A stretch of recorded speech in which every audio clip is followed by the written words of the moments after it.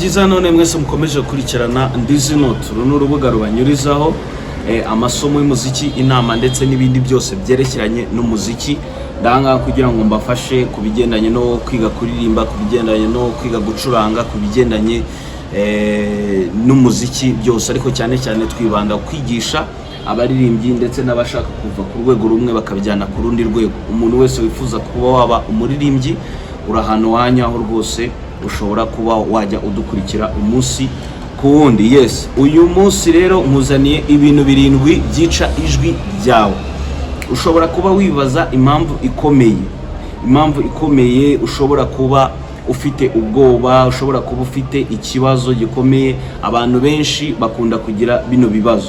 Yes, ariko mu byukuri hano hari ibintu 7 urimo gukora bishobora gusenya ijwi ryawe burundu, cyangwa se bishobora kwangiza ijwi ryawe muri urugendo rwo kuririmba, cyangwa se no mu buzima busanzwe ijwi ryawe rikaba ryakwangirika biturutse kuri ibyo ngibyo. Ikintu cya mbere cy'ibyo ngiye kuvugaho, ikintu cya mbere ni ukuvuga ngo gusakuza cyane mu gihe uri kuririmba, cyangwa se mu gihe uri no kuvuga. Gusakuza cyane byica ijwi ryawe cyangwa birabyangiza ku buryo ijwi ryawe rishobora kugenda ricika intege. Ahangaha ikintu ushobora gukora ni ukunywa amazi menshi, ukaruhuka bihagije mu rwego rwo kugira ngo ijwi ryawe ryongere ribe restored, cyangwa ryongere rigarure za mbaraga rigomba kuba rifite. Ikintu cya kabiri cyica ijwi ryawe, kuririmba nta warm up. Nkunda kubivuga cyane buri gihe. Hari ukuntu umuntu ahita atangira kuririmba kandi akaba agiye kuririmba nko muri concert, cyangwa akaba agiye kuririmba ahantu hanini, cyangwa akaba agiye kumara umwanya munini ari kuririmba nta myitozo ngororajwi yabanje gukora. Imyitozo ngororajwi ifasha kukuba imitsi y'ijwi yaba ready kukuba yaririmba igihe kinini, kandi no kuba ya stretchinga, kandi no kuba yashyuha, ikaba yakora neza bitandukanye nuko utabanje kuyishyushya. Yes, ibyo nabyo rero ni ingenzi, ugomba kuba wabikora cyane. Ikintu cya gatatu cyica ijwi ryawe, guhumeka nabi.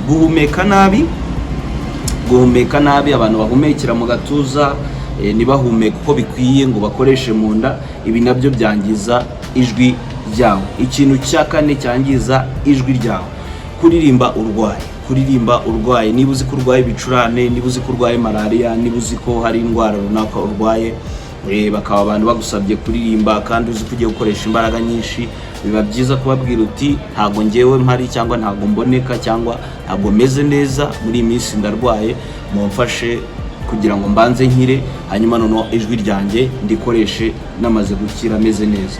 Ikindi kintu cya gatanu cyica ijwi cyane, abaririmbyi benshi bo bakunda kugikora, n'abandi bantu basanzwe bakunda kubikora, amajwi arangirika rwose. Kutanywa amazi.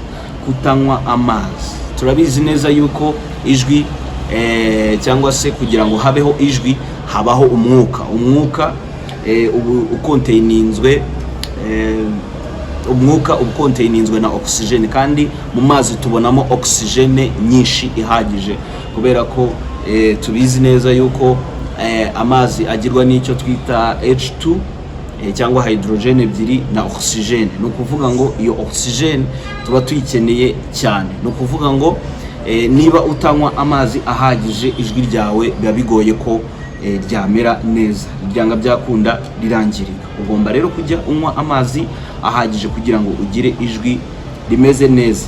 Yes, ikindi kintu cya gatandatu cyangiza ijwi, stress cyangwa se tension. Iyo mvuze tension ni ukurihatiriza, cyangwa se gukoresha ibibaraga byinshi mu ijwi ryawe, ukaba kurihatiriza ugakoresha ibibaraga byinshi.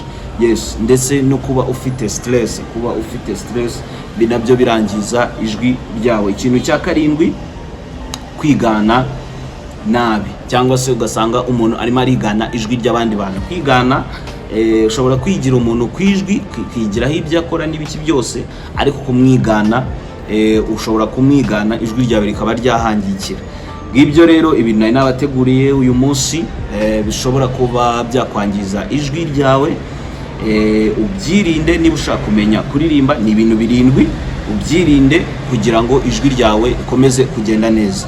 Wifuza kuba waba umwe mu banyeshuri ba Ndizi Note, ushobora kunyandikira kuri nomero uri kubona aho ngaho.